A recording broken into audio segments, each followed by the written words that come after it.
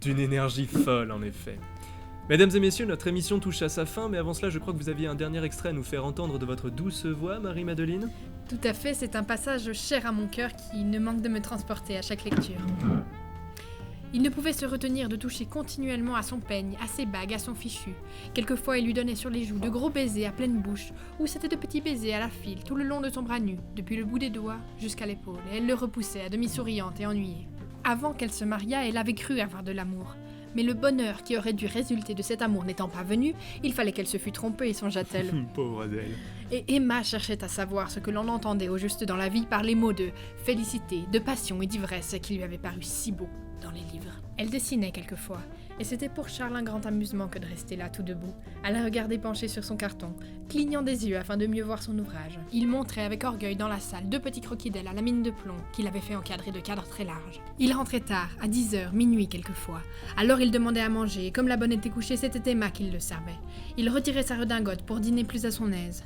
Il disait les uns après les autres tous les gens qu'il avait rencontrés, les villages où il avait été, les ordonnances qu'il avait écrites, et satisfait de lui-même... Il mangeait le reste du miroton, épluchait son fromage, croquait une pomme, vidait sa carafe, puis s'allait mettre au lit, se couchait sur le dos et ronflait. J'adore ce passage. Oui, un classique, n'est-ce pas ?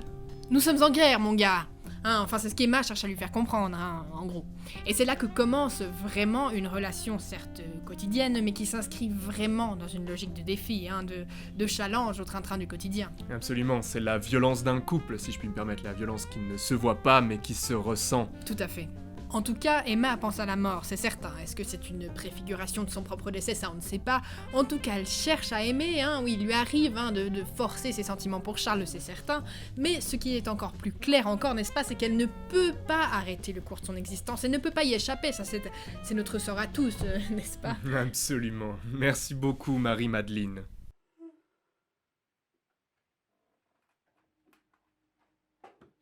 Parlez-nous maintenant un peu plus davantage des personnages, s'il vous plaît, de la relation qu'ils entretiennent. J'ai l'impression que nous sommes à un moment charnière, non, de leur histoire. Eh bien, c'est vrai que nos 2 amis sont un peu perdus, mais pourtant ils cherchent tous 2 à retrouver, n'est-ce pas, un élan de jeunesse. Lui tout simplement à retrouver leur amour premier, enfin ce qu'il pensait être son amour premier, oui, n'est-ce pas, et elle a retrouvé cette inspiration, cette aspiration à vivre, cet élan romanesque et romantique dont lui n'a bien sûr aucune idée, on s'en rend bien compte.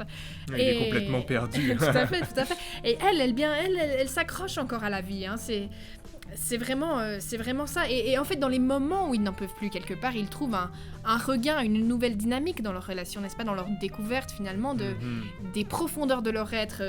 C'est intriguant, les profondeurs de leur être.